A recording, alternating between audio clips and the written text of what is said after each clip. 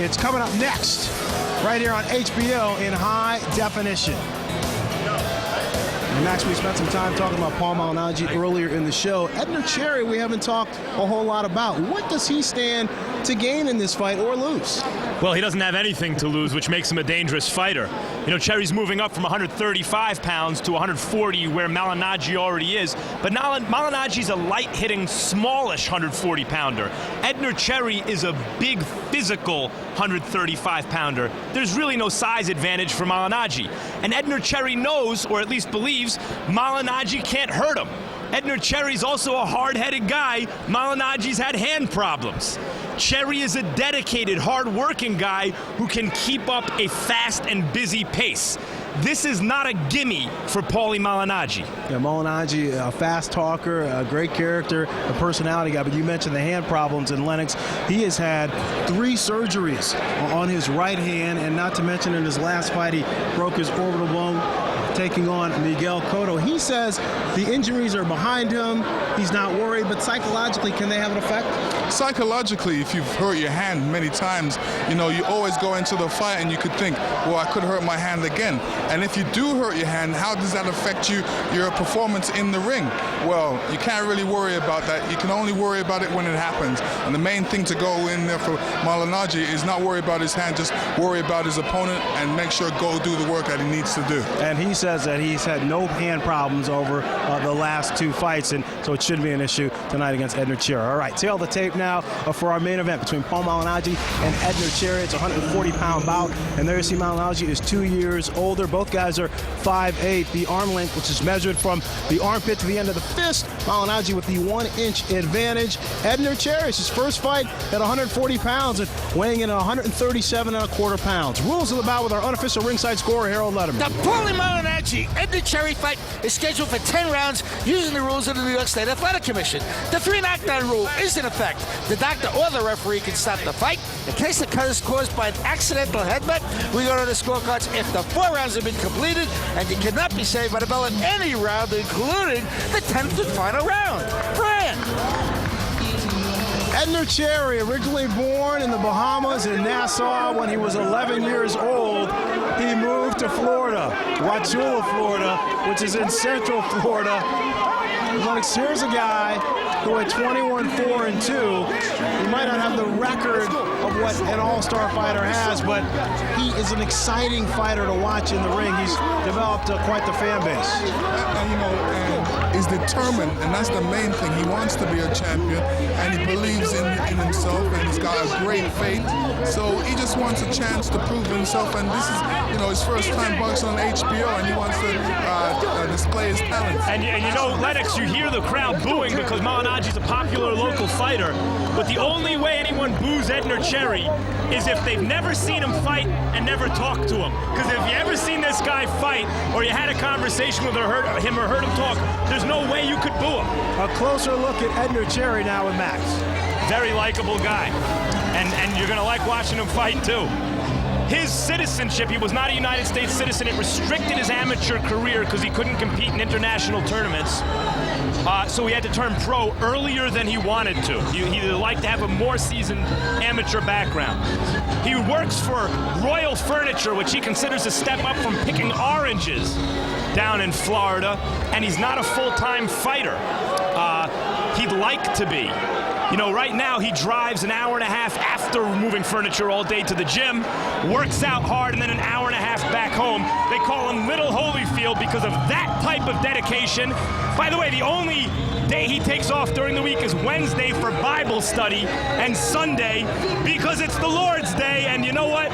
He's not obnoxious about his religion. He doesn't put it in everyone's face. He's just a deeply religious guy.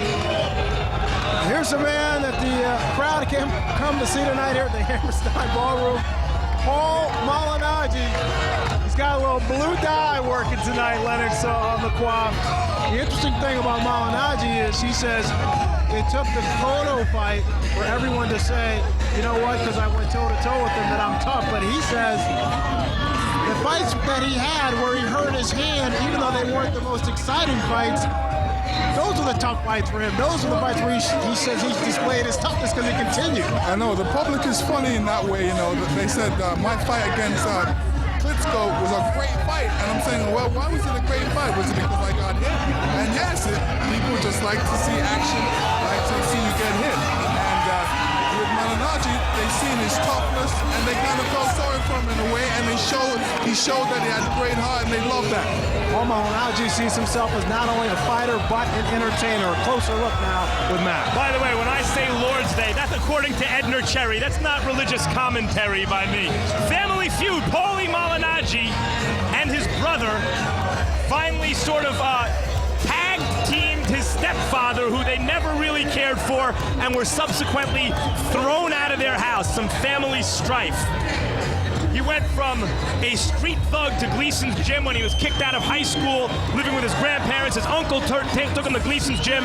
At the time, a hotbed of excellent fighters, including Zab Judah, Kevin Kelly, and others. Now he's one of those excellent fighters. You know, I hate to say it, every time a tall white guy can shoot from the perimeter, he's Larry Bird. Rocco Baldelli, Italian-American center fielder, he's Joe DiMaggio.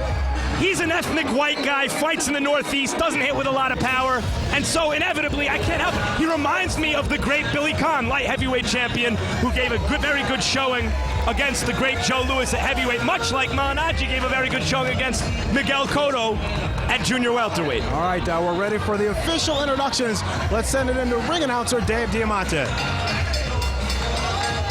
And now, ladies and gentlemen, from the Hammerstein Ballroom at the Manhattan Center in beautiful New York City, it's time for us to witness a new chapter in the sweet science. 10 rounds of boxing in the junior welterweight division. Judges ringside, Billy Costello, Steve Epstein, and Tom Kazmarek. Your referee for this contest, Pete Santiago. Introducing the principals. First, to my left, fighting out of the blue corner. He wears the red trunks with the white trim.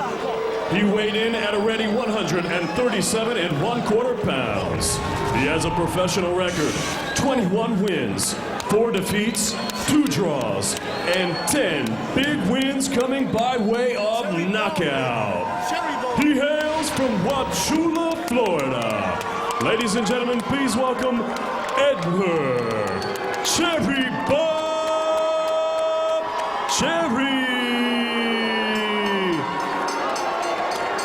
Cherry.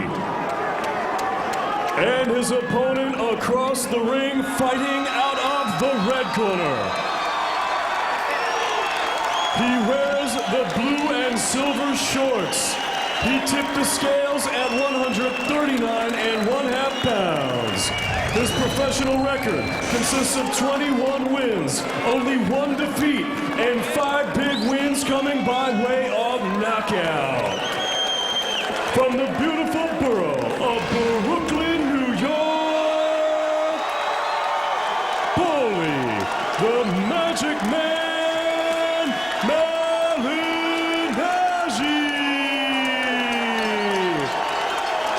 Malignaggi.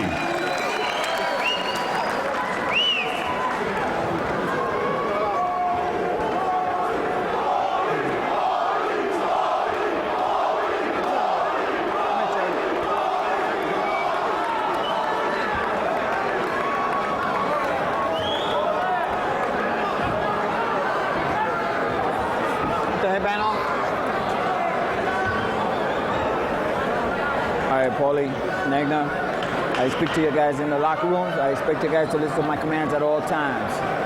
Protect yourself at all times, okay?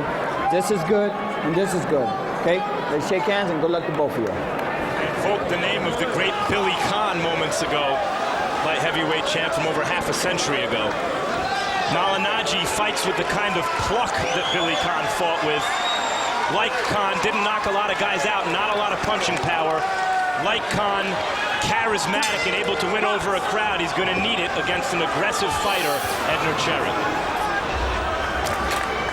At the beginning of the bout match, you mentioned that the Cherry's limited amateur experience. Malignaggi, a U.S. national amateur champ, New York Golden Gloves amateur champ in 2001 and 1998.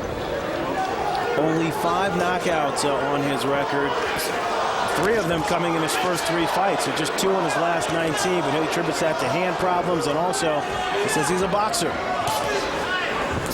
Not a puncher. Speed is his game.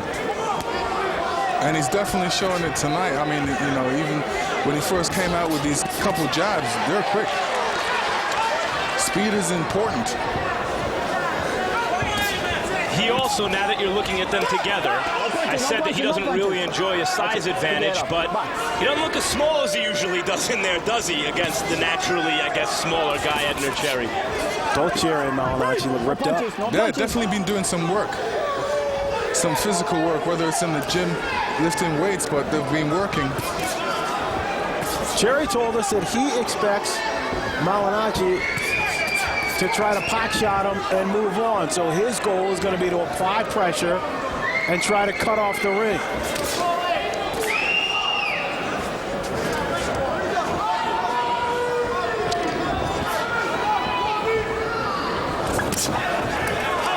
Cherry showing early on he's not afraid to engage. He says he would love to get Malignaggi to just sit down and try to slug with him the way he ended up doing with Cotto, because Cherry thinks that's where he can win the fight.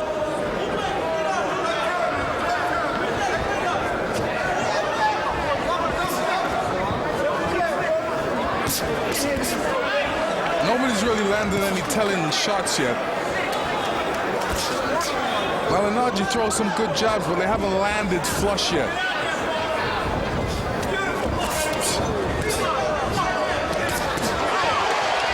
The right hand broke through Cherry's defense right there, but Cherry came right back.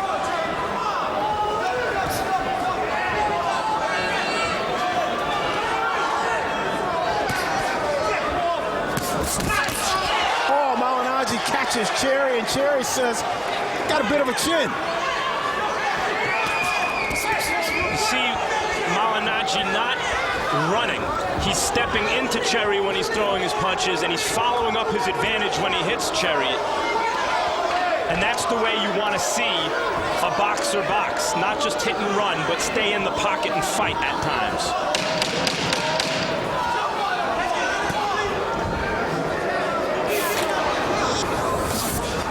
Malignaggi displaying his speed, and Cherry trying to get close to him to let his hands go. Okay, Trev, listen. Relax, that's only round 1. Nice and relax, nice and relax. Only round 1. Now listen to me. When you shoot a jab, he's coming with a jab. So what you want to do sometimes is feint a jab and then come with a jab. That's what he's trying to do. He's trying to catch you on the counter. Okay? All right. Edner, you got to go to work, son. Just as simple as that. Okay? You got to go to work. All right? Did he hurt you any? All right. If he didn't hurt you any, then you just gotta let it all hang out. We're not gonna win a fight like that. Waiting and waiting and waiting. We're not just gonna win it. And here you see a Cherry left. And then later on you see a Malignaggi using some quickness and getting in the left of his own. Saku Powell tonight working with Buddy McGirt for the first time, as is Paul Malignaggi.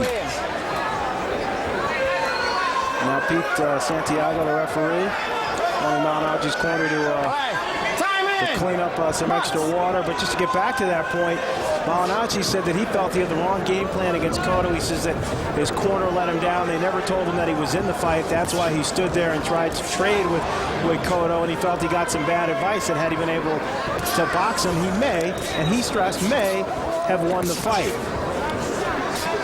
Yeah, once more with Khan, and this will be the final time, Fran. I'm not suggesting that his talent level indicates that he will have a career like Khan did, obviously.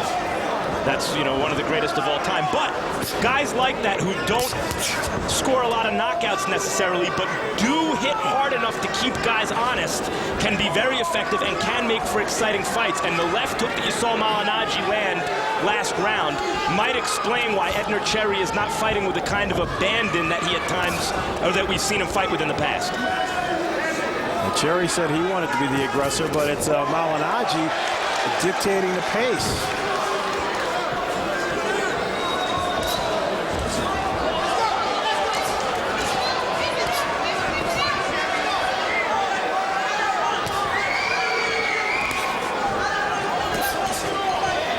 Alex, you were a fighter who definitely relied on his jab.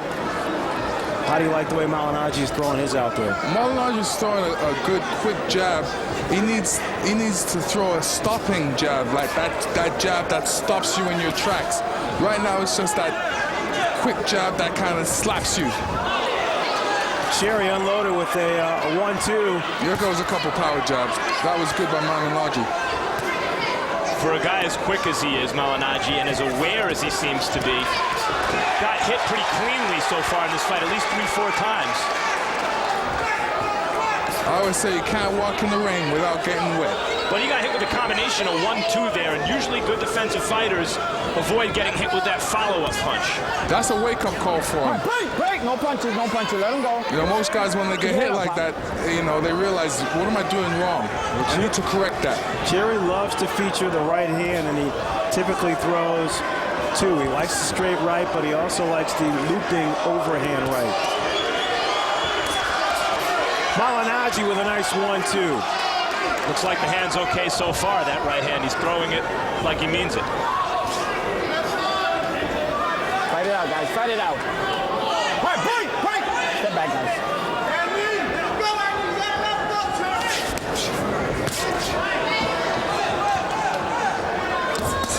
What else to notice about Malignaggi when you get past the blue hair Break! No punches. is his eyes. Let him go. Sugar Ray Leonard, Pernell Whitaker, a lot of real alert boxers. Their eyes are wide open and trained on their opponent. Malignaggi has that same look. Yeah, he's looking for a sign, any flicker, any sign that his opponent's going to throw a punch. Okay, look here. This I need. This I need from you, champ. I need you now.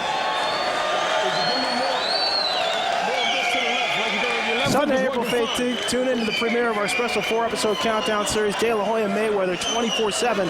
We'll take our cameras to Puerto Rico and Las Vegas for a revealing look at these two future Hall of Famers, both in the gym and at home with their families as they get set for their May 5th 154-pound championship.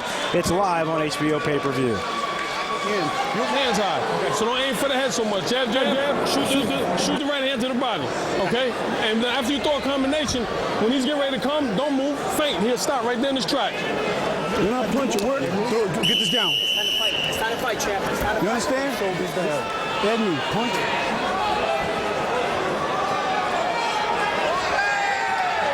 HBO Sports in high definition welcomes you back to the Hammerstein Ballroom. Fran Charles alongside Max Kellerman and Lennox Lewis for our main event. Paul Malignaggi taking on Edner Cherry Bomb Cherry.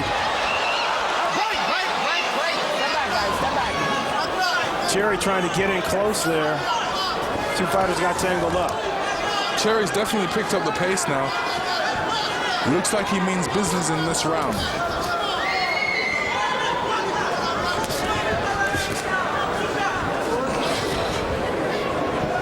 Saku Powell brought in a strength and conditioning coach. Edner Cherry brought in a nutritionist to try to gain, he said, the weight the right way. Usually fights at 135 pounds, trying to fight at 140 tonight. And Cherry believes his future is at lightweight. So he brought in a nutritionist to make sure that he gained the weight properly and also he can bring the weight back down. He said he had a good time eating 6 times a day.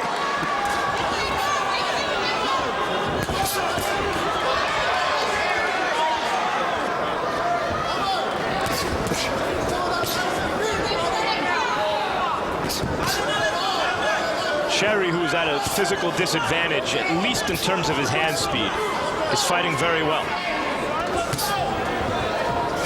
And no doubt that Malignaggi getting off first with the jab and a nice quick short left counter there from Malignaggi. All right, break! No punches. Break it.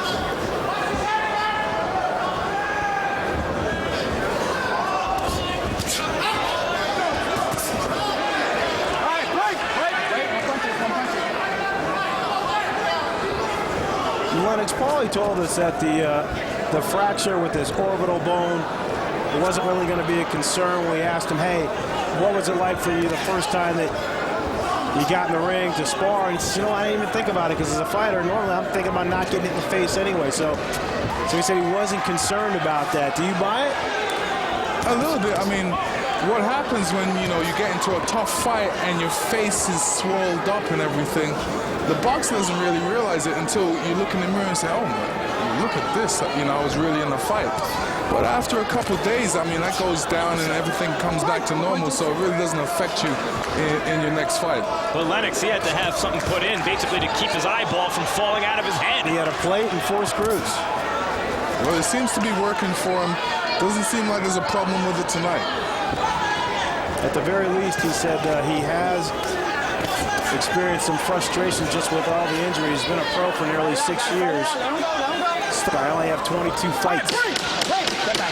You know, when boxers go through situations like that, where there's always, you know, a problem when they're training, all of a sudden they get injured, and then the fight has to get canceled. Boxers don't like that, but it happens. It's part of the sport. Tell me what's wrong. Talk to me.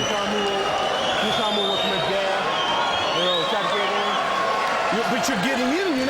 You're throwing at the head. I don't want the head. Pretend the head don't even exist anymore. Just bust that body, son. Let your hands go. Let them go hard. You understand? That's not you. That's not you out there, man. You understand? Edner, listen to me, son. Okay?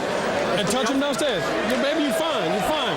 But what I want to do, I don't want him to gain no confidence. Okay? And close the right hand. You throw nice 1-2s. Okay? Come back with the hook. Come back with the hook, baby. All right? Trust me. All right? Even if you drop it downstairs, give it to me. Okay? Let's go. CompuBox average punches thrown per round here in the 3rd round. Malignaggi landing 16 of 57 for 28%. Cherry 13 of 45. Malignaggi averaged 43 jabs per round. Harold, how do you have it through 3? Okay, Fred. 30-27, 3 rounds to nothing. Paulie Malignaggi. I tell you, Fred, I'm really impressed with that left jab. I mean, he's quick. He's got great legs. He gives you the feints. He gives you the head movement. But I get a kick out of Buddy McGirt in the corner, calling for the left hook. If Paulie Malignaggi throws a left hook, I don't know. I don't think I'm going to see it because he's doing too well with that left jab, with the occasional, you know, straight right hand combinations. 3-0, Malignaggi. McGirt said, you heard him, he said, look, I don't want Cherry to get any confidence. You know, Harold brings up Malignaggi's legs, and even though, well, not even though, with like many boxers who move well, he has big, strong legs. Cherry, oh, good left hook. Cherry caught Malignaggi with a left hook. Cherry got very good advice in the corner in terms of how to take away those legs. Stay with the body. I thought it was very good advice in Cherry's corner. It's the first time in Cherry's career, he's 21-4-2, that he said he's actually had more than 2 months to train. He trained for about 10 weeks. Typically, he's used to training for just 3 weeks. So he said he feels a lot better. Plus, the fact that, you know, he was in training camp this time. He didn't have to drive that hour and a half to the gym after work, so that really helped him as well. You know, I like the way Cherry's corner put it too. Pretend the head doesn't even exist. Just stay with the body, because Cherry needs to compensate for Malignaggi's natural advantage in athleticism. He has some quicker hands and better legs. And this is what a trainer's for. A trainer's supposed to see these things outside of the ring and tell his boxer, so his boxer can actually go in there and do it. Well, he is having some advantage going upstairs. He's catching Paulie clean. How do you slow a quicker guy down? You go to work to the body. Yes, in fact, that kill the body and the head'll die was Joe Louis referring to Billy Conn. What are you going to do to trap this guy? Kill the body and the head'll die. But you know, when you're going after the body, you're going to get some punches trying to get in at the body. So there's risk involved. But doesn't Cherry have to accept some shots to the head in order to get into Malignaggi's body? Malignaggi's not a tremendous puncher, and Cherry, being the less talented guy, is going to have to give something to get something. Yes.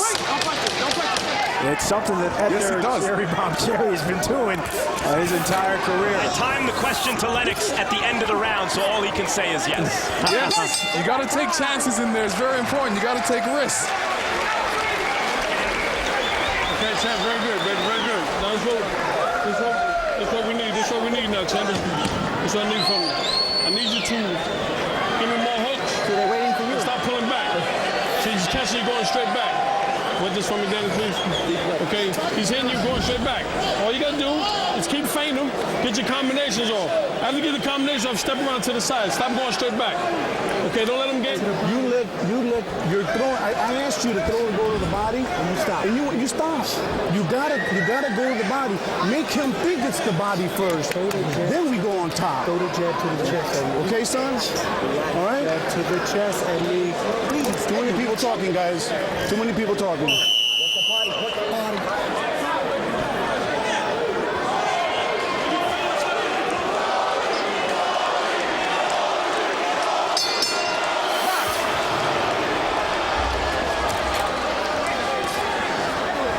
We're in the 5th round of a scheduled 10-round junior welterweight matchup between Paul Malignaggi and Edner Cherry.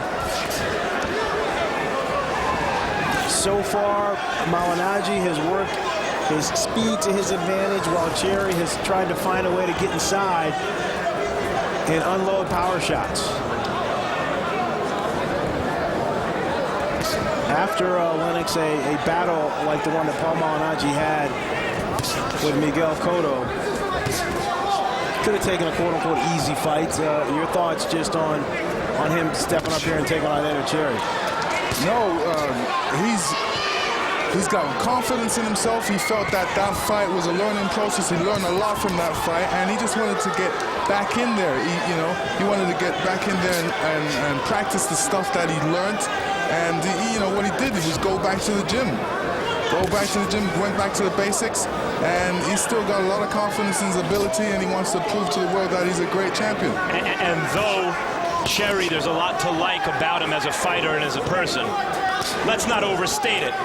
If he wants to fight in the main event on Boxing After Dark, he has to fight a guy at least as dangerous as Edner Cherry, which he has done, and he's dominating the fight, as Harold mentioned, on the jab. The question is, can he be more than a local attraction as a guy who dominates fights with his jab? Cherry, though, did a nice job of catching Malignaggi with a long right hand. This is going to be the challenge for Cherry, to move the fight out of the center of the ring, to cut off the ring.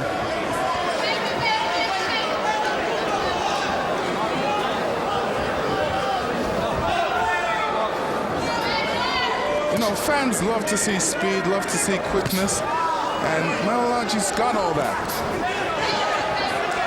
They also like to see power, though, Lennox. Power? What equals power? Speed and weight. But he's 140 pounds. Paulie Malignaggi mentioned that if his right hand is feeling good, he won't have to just kind of win the fight on the jab. I wonder how his right hand is feeling at this point. Early in the fight, it looked okay, but over the last several rounds, he's not throwing it much, is he, Lennox? He's not throwing it that much. Maybe he may have injured it, but he is throwing a lot of jabs. He should be mixing up those jabs. He should be throwing jabs, hooks, and uppercuts with that left hand, if that right hand hurts. Well, he came up nicely there with 2 right hands after a wild right from Cherry.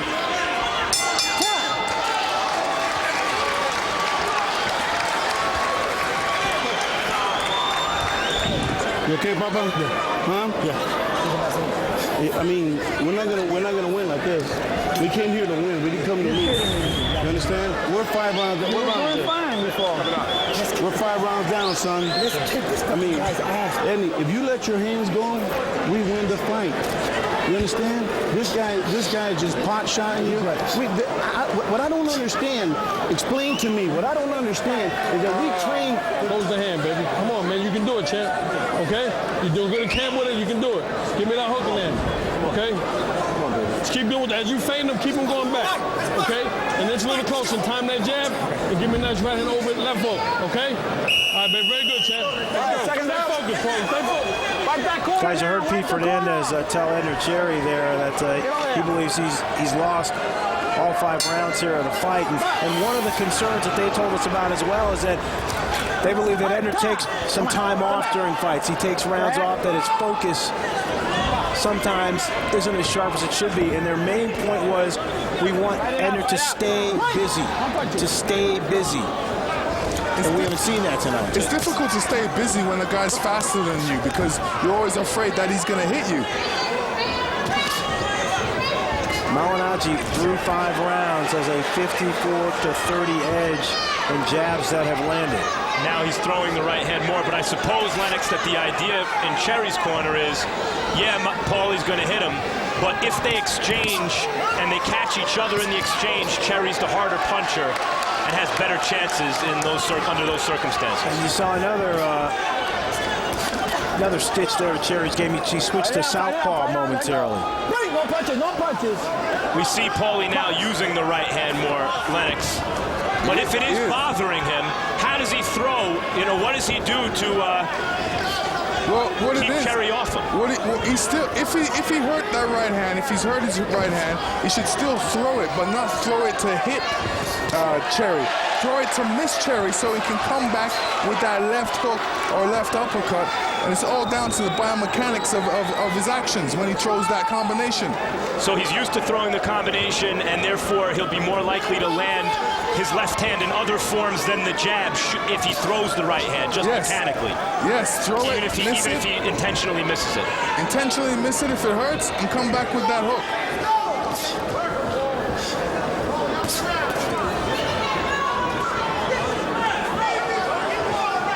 But we haven't seen Malignaggi shake his right hand or really give us any indication that it is necessarily hurt. So. That's true. We're looking for it because we know of his history, but it seems to me, and he has done a couple, seems to me he hasn't thrown many in the last several rounds. And let me tell you, if you have a history of hurting your right hand, your jab is going to be good because anytime your right hand's hurt, you have to use the other hand, so you always practice with, you can't take too much time off of the gym, and you have to go back in the gym, and that's what you have to practice, that jab.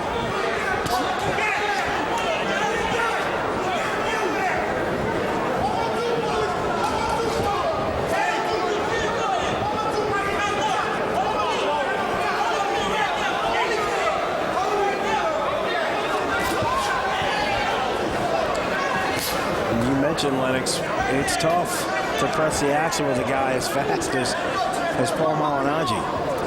Well, Cherry's backing up. I don't know why. He should be going forward, but he seems like he's waiting for a counterpunch, and I know it's difficult when a guy is faster than you. Boxing After Dark coming to you from New York City, a triple header tonight. And there you see the gorgeous New York City skyline. Temperatures are dipping below the freezing mark. But it's heating up inside here at the Hammerstein Ballroom here in the final fight. We saw a quick first-round knockout in our opener. Andre Berto taking out Nito Bravo, and then Saku Pao winning a unanimous decision. Beautiful. Listen to me. When you back up with the jab, it's an easy night for you. Don't make it harder. When you back up, you make it harder than it has to be. All right? He's still going for the feint.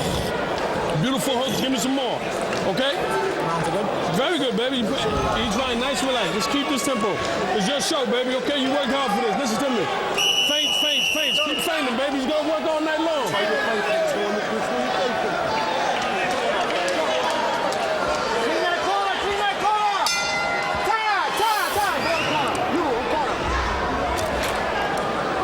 The 7th round here of a scheduled 10-rounder. Harold Letterman, how do you have it scored through 6? Terribly hard fight to score. 60-54, 6 rounds to nothing. Paulie Malignaggi. I gotta tell you, Fred, this guy is an expert with that up jab. In other words, Paulie drops that left hand way down, brings it up, just whops Edner Cherry in the face with that left jab. Didn't want to interrupt Pete Santiago here, but Edner Cherry's got to pick up the pace. So far, he hasn't been able to hit the guy with a tennis racket. I mean, he's got to start landing some punches to get back in his fight. 6-0, Malignaggi. And you can see he is actually trying to pick up the pace here in the 7th round. But he has largely ignored the advice of his corner. In the early rounds, you got to put that work into the body in order to bring it up to the head late in the fight. And because he didn't put the work into the body early, It's now not paying dividends. Paulie's legs are still fresh. I mean, he tried to do it, but... Do you think he did? He tried to do it, but Paulie's just a bit too quick. Do you really think he made a concerted effort to go to the body? I think he did. I mean... I didn't see it. It looked like that to me. I mean, you can try to go to a person's body. Whether you can get there or not is the question.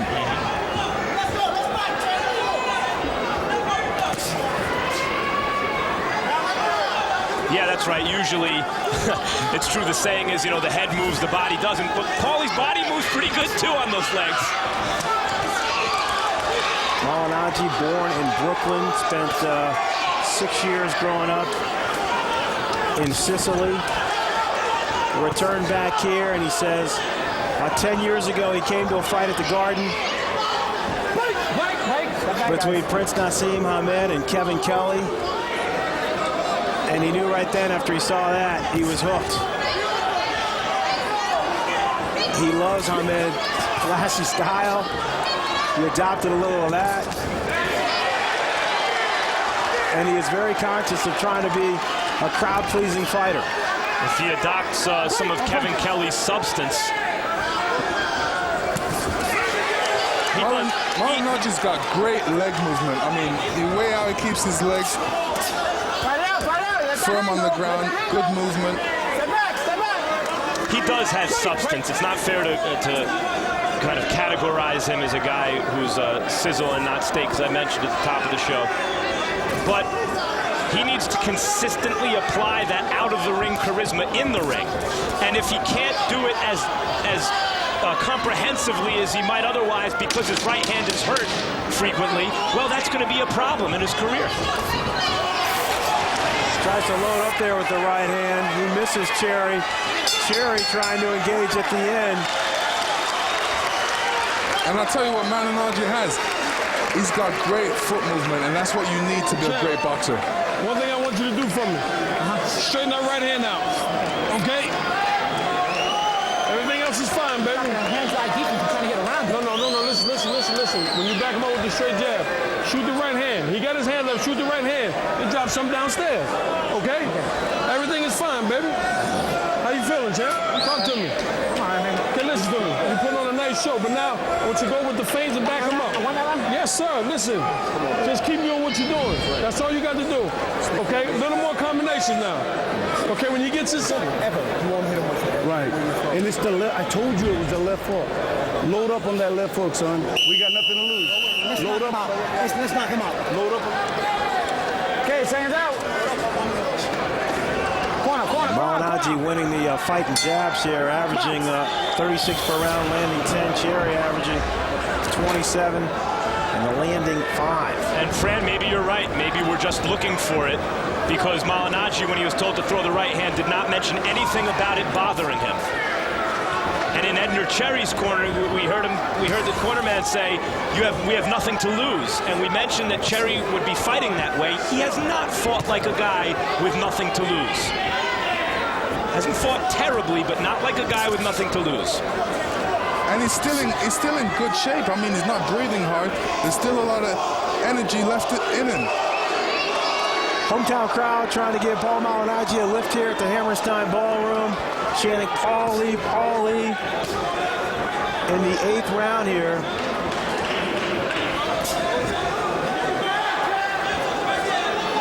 With those eyes. Another good thing Malignaggi does is that upper body movement. You know, he's not a standing target. That's why it's not easy to hit. Although a little bit easier to hit than I anticipated tonight. Cherry has been able to land cleanly and sometimes in combination right on Malignaggi's chops. Max, let's talk about the 140-pound division. Where do you see Paul Malignaggi's future? Well, certainly not at welterweight, so you're right, at junior welterweight. He has called out Ricky Hatton. He feels he's on that level. You know, the way Ricky Hatton's looked recently, maybe he is. Ricky Hatton has not looked dominant recently. I think if Malignaggi wants to be taken seriously as an elite fighter, not just a local attraction, he has to do a little more than he's done tonight. This certainly doesn't eliminate him from that kind of consideration, But it's not as though, especially on a card where Andre Berto blows a guy out, he's what everyone's going to be buzzing about on Monday. Punches in the back. Come on.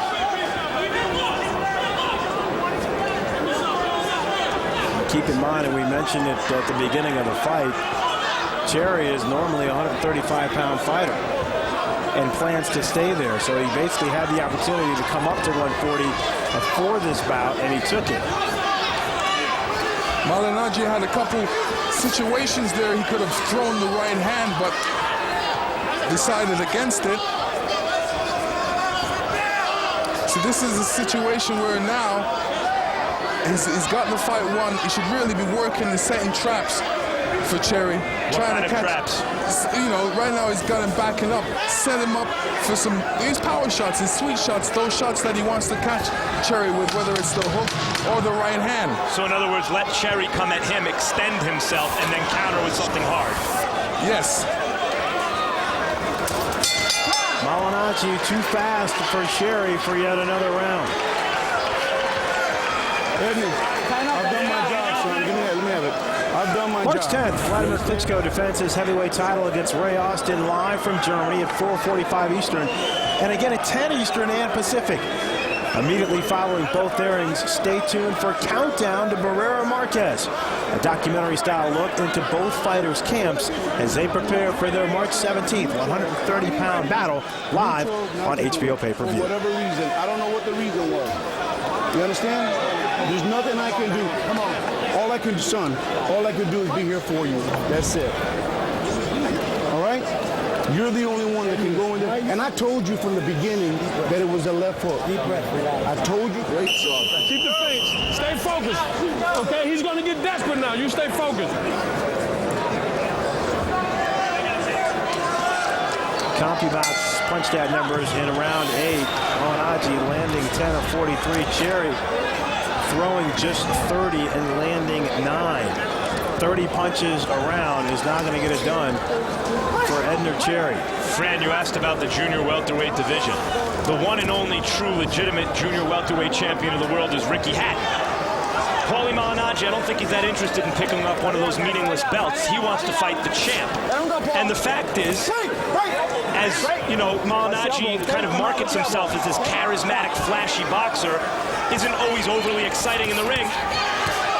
Good exchange. And let me tell you, when Ricky Hatton markets himself as this action fighter, but he's also always not always that exciting in the ring. Kind of dull at times, just because he's coming forward, still holding and mauling more than punching. And Malignaggi have a good shot at Ricky Hatton, I think. Lennox. I think it'll be a good fight. Malignaggi's got good speed, and he's got good movement. And Ricky Hatton comes straight at you, and that's what a good mover loves. Loves a boxer coming straight at you so he can counterpunch you and take you out. But could he hurt Ricky Hatton? Let's go, baby. This is the question. Ricky Hatton's got a tough chin, and he's a tough hombre. But the way Ricky Hatton's been fighting recently, he jumps in on a guy, throws 1 or 2 punches, usually to the body, and then ties him up. I mean, so maybe Malignaggi can't hurt Hatton, but is Hatton really looking to hurt Malignaggi? Then it's a matter of who's landing the cleaner shots throughout the fight, or more of them. Now it's down to the pressure. Pressure can break a pipe. And Hatton gives you enough pressure in a fight to worry about. So, it's, you know, most boxers get in that survival mode because they can't take that type of pressure or even work rate by Ricky Hatton. 2 years ago, I'd agree with you about Hatton, Lennox, in that respect. Nowadays, I'm not so sure. I'm not so sure Hatton's applying effective pressure nowadays. Anyway, it's an interesting fight. Pete Fernandez trying to implore Edner Cherry between rounds. The left hook, he said that's where it's at. We saw Cherry at the beginning of the round rip off 2 that connected, but it's been non-existent since. Another thing Malignaggi does well is, you know, he doesn't allow you to catch him on the ropes. Anytime his back touches the ropes, he's off of it. He's turning you, he's twisting you. He doesn't like to be on that ropes, and, you know, that's a mark of a good boxer right there. Maybe another reason that Cherry has not been able to go effectively to the body. Malignaggi's not on the ropes, and so he's not stationary. Another intriguing wrinkle in a Hatton matchup. I think the question long-term for Paul Malignaggi is at what point will his lack of punching power be a detriment to him. It has not been an issue tonight. I think he makes up on that on other things. The fact that he's got good movement, upper body movement, good feet movement. They're always on good balance. And a great fast jab and punching combinations. Last round, touch him up. Give me that for 3 minutes, okay? Off the feint. Every time you feint, give me a different combination. Last round. When you're punching, he's not going to do nothing. Every now and then, he's going to try to throw a bomb, okay? All right? We start. You understand? No, we didn't. And he ain't. He ain't, son. You understand? You gotta die in there. You gotta die in there. Edner. For your mom, for everything in there. Let's go. You gotta let him go, son. Your sister, baby. I told you in training camp it was a left hook.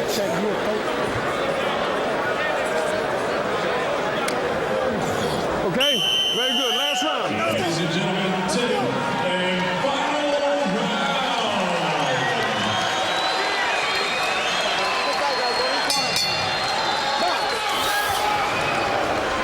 A career that Paul Malignaggi admitted to us has been frustrating with the 3 hand surgeries, and then he fractured his orbital bone in his last fight against Miguel Cotto. Malignaggi getting a shot here.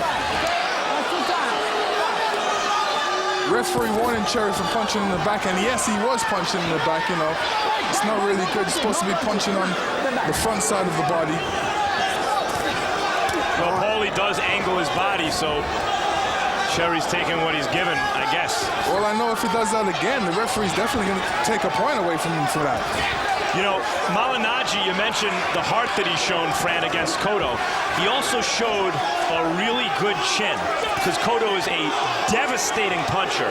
And here in this fight, though he hasn't been caught with anything huge, he has been caught cleanly and apparently not bothered. And right there's an example of it. There was a nice left hook. Got a good chin, Malignaggi. Cherry. Cherry certainly realizing that he is behind on the scorecards, and if he's going to have a chance to win this bout, he's going to have to get a stoppage like he did in his last fight against Daniel Alisei in the 12th round.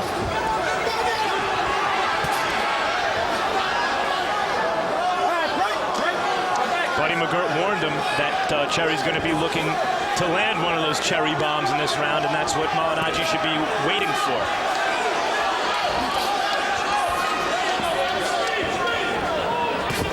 Cherry has just 10 KOs in 27 fights.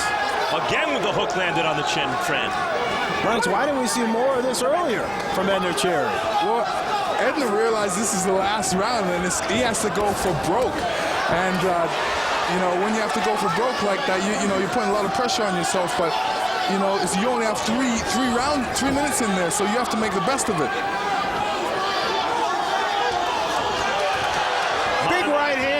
From Edner Cherry to the chin of Paul Malignaggi. Malignaggi's head has been a little too easy of a target tonight for a guy who hasn't thrown a ton of punches. His opponent has not thrown a ton of punches. He's not the most accurate puncher in the world. Malignaggi's considered a defensive fighter, and yet he's been caught cleanly throughout. Not a ton of times, but enough to make you wonder why he's getting caught that cleanly. Well, the punches don't affect him. Basically, he just makes them roll off like they're nothing, and his face is holding up very well. So it shows those punches are not really having too much of an effect.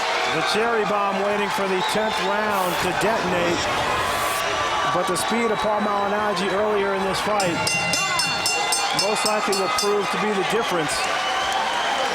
For Paul Malignaggi, the question becomes, great show, man. What great show. Bigger fights are on the horizon for him?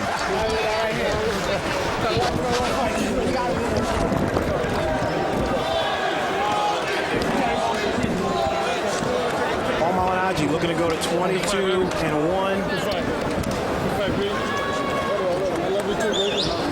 And trying to come back with a victory after losing to Miguel Cotto.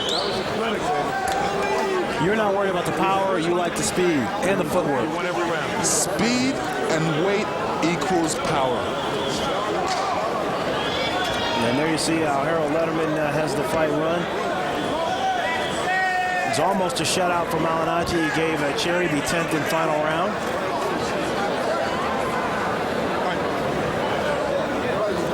Cherry waiting a little too late to try to get off.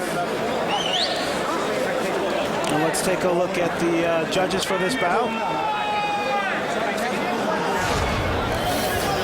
Billy Costello with 3 title fights, and he scored in favor of Graham Kuloff in this Casamayor draw. Steve Epstein from Connecticut, 13 title fights, and he scored for Bird over Bird's decision victory over Oquendo. And finally, Tom Kazmarek, a veteran judge of New Jersey. And he had the Rahman Tony fight dead even at a draw.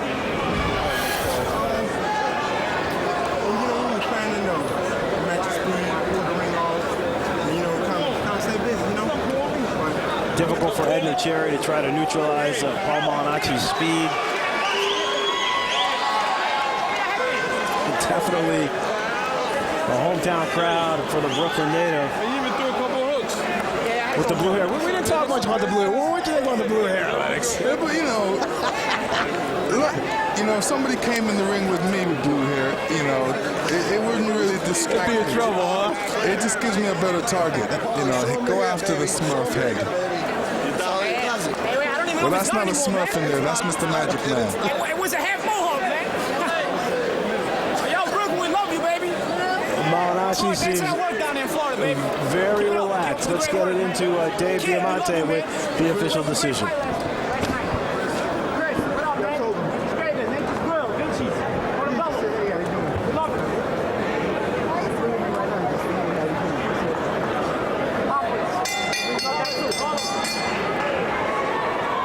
Ladies and gentlemen, after 10 rounds of action, we go to the judges' scorecards. Judge Billy Costello sees this contest 98-92. Steve Epstein scores this contest 100-90. Tom Kazmarek sees this contest 98-92.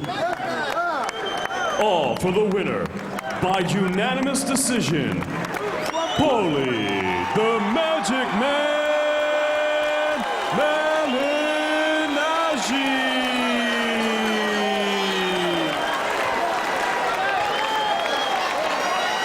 So Paulie Malignaggi wins the unanimous decision here at the Hammerstein Ballroom. Tom Kazmarek calling it a shutout, beating Edner Cherry.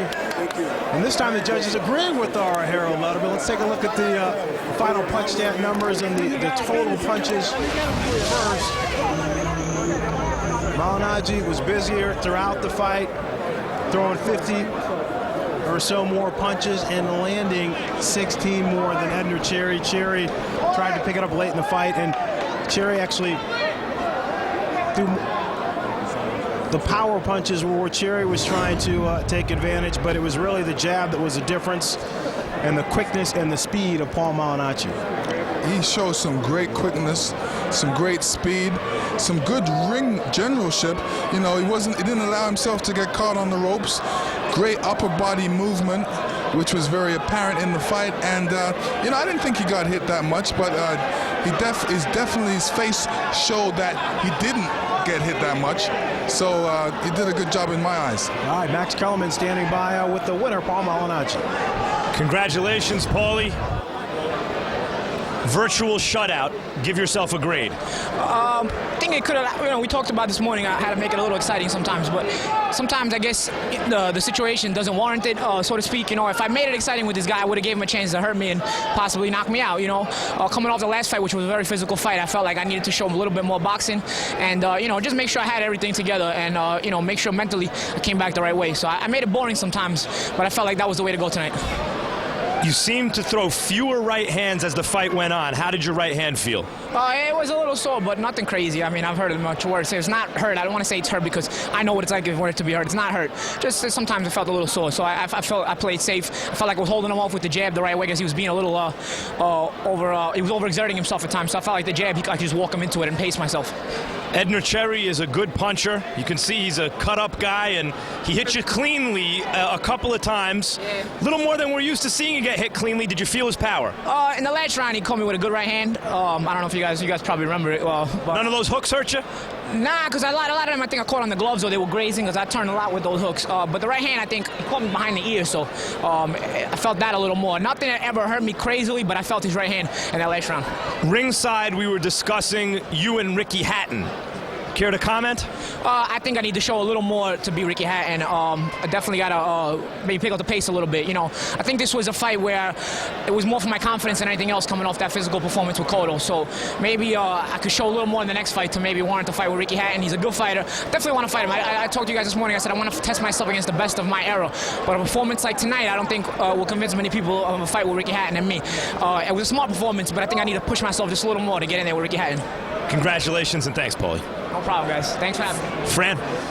All right, Max, thanks very much. And Lennox, I like the honest assessment that we just heard there from Paul Malignaggi. I mean, he didn't won the fight, unanimous decision. He didn't try to say that he looked spectacular and say, you know what, not quite ready for Ricky Hatton. You agree?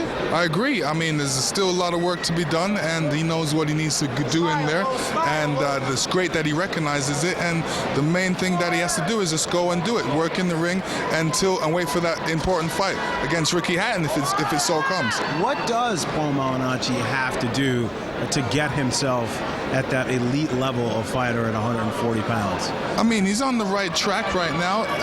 Having hand injuries always are concerning to boxers because they're never really at their full potential. And when they throw a right hand in there, there's always a twinge or that fact that they may hurt it. So that's always in the back of your mind. So it's always concerning to a fighter that has hand injuries. All right, Max, you just talked to him, and he said he's not going to lean on the excuse of his hand bothering him tonight. But the honest assessment there at the end, were you surprised that basically told you the truth and what he felt? Yeah, because he's right. We were talking Ricky Hatton because Ricky Hatton is vulnerable, although he is the champion of the world. And Paulie's been talking Ricky Hatton, and Paulie's been on national TV many times at this point in his career. And here he is headlining Boxing After Dark after appearing on HBO against Miguel Cotto. So, yeah, given those circumstances, it was a surprising answer from Paulie Malignaggi, but an honest one. How much demand will there really be to see him in against an elite guy off of a performance like this? But then that's saying something, because he did shut out a world-class fighter, not a world beater, but a world-class fighter. And when you can shut out a world-class fighter, essentially, and still consider it a sort of disappointing performance, that speaks to the level that you're on, and Malignaggi's on a pretty high level. He said tonight was about confidence. He took care of business against Edner Cherry. Earlier we saw Saku Powell, and he won a unanimous decision over Ishe Smith and Andre Berto, the kid from Florida. He did his thing in one round over Nito Bravo. Well, that'll do it for us, guys, on Boxing After Dark here at the Hammerstein. Next up, we're going to Denmark, huh? Oh, yeah. Mikkel Kessler? You ready? Yeah, Lennox is going to Puerto Rico before he's going to Denmark. All right, well, that'll wrap up things for us here at New York at the Hammerstein Ballroom for our Boxing After Dark.